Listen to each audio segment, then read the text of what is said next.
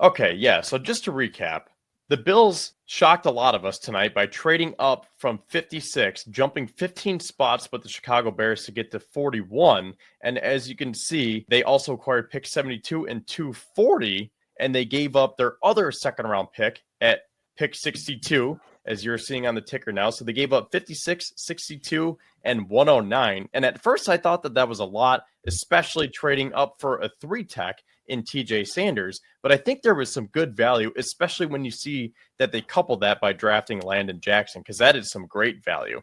So in terms of TJ Sanders, I really like the player. I think he's explosive. I think he offers a lot, and he does have that versatility. But the main question that I have going into tomorrow is, will they get that big space eater? Because that's been something that I've been clamoring for literally 4 or 5 years. And the Bills just seem to not be as interested in it as I am and a lot of other fans. So maybe by this point, I should just accept the fact that they want these athletic, versatile defensive tackles who can penetrate the gaps. And I think that they're building for teams like Kansas City because they say, we're not going to get beat on the ground. We're going to get beat from Patrick Mahomes, if anything. So we want to get these types of defensive linemen to get after the quarterback. But again, my only problem with that is we've been trying to get over the hump 5 years now, and it hasn't worked. So that's why I have some reservations about the Sanders pick.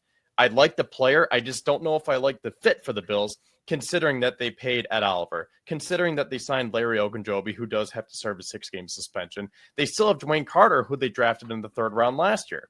And Daquan Jones is 33, 34 years old, has an expiring contract at the end of the year. I want to build for not only this year, but for the future as well. So that's why I wanted to see that big one tech, that stereotypical nose tackle. But again, the fact that they were able to use that trade, they got back their third round pick. So think about that. Not only did they trade up, they also were able to manage to get a third round pick. And that's where they took Landon Jackson, who might be a little bit more of a developmental defensive end. But considering that they have Michael Hoyt and Joey Bosa, they extended Greg Rousseau, they still have AJ Epinesa, and let's not forget about Javon Solomon. I think that this has been a very solid draft for the Bills so far. I think it just comes down to the size for me, because going back to last night with Maxwell Hairston, he has the speed and he has the ball skills, but the biggest knock on him is that he's undersized and he needs to develop a little bit more play strength, specifically in the run game. So I guess time will tell. The Bills still have plenty of ammunition tomorrow, so they can double dip at corner. They can double dip at defensive tackle. They could get another edge rusher. But I think next up on the board for me is a wide receiver. I like Ty Felton, and I like Dante Thornton as well. Or excuse me, Dante Thornton. Those are the vertical deep threats that, going over to the offense now, I think that is what this team needs to separate that side of the ball. Yeah, I really love Thornton. And I think at 132 may not be too big of a reach even. I think that'd be a good pick if they can get there. Or if they need to move around, they get the sense that, he may be picked. I really think that during our wide receiver portion of the Triple Coverage podcast, we identified Thornton as a guy who could be that late in the draft threat if they're not going to spend a premium asset to get one of the guys like Matthew Golden at the front end of the draft. So really like Thornton. I understand his limitations and being more of just that straight line guy, but that's what development's for. And the guys here in Buffalo are really good at developing players, in my opinion. So I definitely think that we can bring guys in that may not have shown, and Kevin and I talked about this earlier, guys may not have shown everything the Bills want them to do in college, in their college tape. But, they see the traits that these guys have as a fit to where these guys can do some of the things the Bills are going to ask them to do in their schemes. So Thornton would be one of those guys that fits that mold for me as well. I was going to say, just to add to that real quick, so Dante Thornton scored a 9.85 RAS, which ranked 59th out of over 3,800 wide receivers that have been ranked since 1987. So this guy's 6'5", and he's over 200 pounds, so he has a great frame to him, because Brandon Beane said last year, and well, he said this year about last year, I think, because reading between the lines, that's why they didn't take Xavier Worthy, because he said they want football players. So if you get someone like Thornton who has that frame, his 40 time was a 4.3.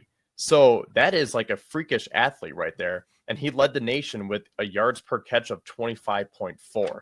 So I think that could definitely be on the table for the Bills. One more thing about Landon Jackson. He put on more than 40 pounds at Arkansas. So this guy is a freak right now, considering that he's 6'6", 264 pounds. He has this devastating length, is how they describe him. He's got long arms, big hands, and I'm reading another one of his profiles right here, and they're saying devastating length and power at the point of attack, consistently drives back tight ends and creates immediate displacement against the run. So that's great, considering that he can defend the pass and the run. He shows advanced hand technique and pass rush, and high football IQ shows up in run fits, and relentless motor from snap to whistle. So again, this guy might be a little bit more of a developmental piece. You look at his box score stats, and his first year at LSU, 5 games as a freshman, no sacks. Transfers to Arkansas, he had 3 sacks in 13 games. Then in 2023 and 2024, he had 6.5 sacks. So for his college career, he has 16 sacks. So you might look at that and say, that's really not a lot. But then you look at that size and the length and the upside, and that's why we're saying that this is just a complete steal, highway robbery coming in the 3rd round at pick number 72. Yeah, I agree. Apparently, very good value. Apparently, when he met with the media, he said that Buffalo loved his size and believes he has a motor that is unmatched. So that fits that description nicely. And as a note, he trained with Maxwell Harrison in the pre-draft process. So now he's got a teammate that he has already gotten to know pretty well as they both prepped for this night. Really, I'll say Landon Jackson's a scary dude. Like, he's like, watching the development from early on to now, and just the motor, like being on that offensive line, knowing that this guy's not going to stop trying until they blow the whistle, that to me screams NFL talent. And the point that Kevin made, that he is a guy who's going to be developmental probably. You know, he's going to have to develop some. He's a 3rd-round pick. We expect that out of 3rd-round picks. We don't expect him to go out there and start year 1. We expect him to go out there and be a sponge. You have Joey Bosa out there. You've got Greg Rousseau out there. You've got Michael Hoyt out there. You've got Ed Oliver, who, you know, has played with some really good pass rushers like Von Miller. You've got these guys who've been able to take from older veterans, and now they're going to be able to unload some of that information and some of that data on someone like Landon Jackson, who can really play nasty, but is really, really clean and a high-character guy. I like that pick a lot. I have one more name for you. I forgot to mention him a few minutes ago. Brashard Smith, running back from SMU. Ooh. I stumbled upon him. Yes. Yes. Is he like him? 196 pounds, 5'10". Dude is James Cook, like to a T. Wow. Okay. Measurables. Yes. 4.4 speed. Yeah.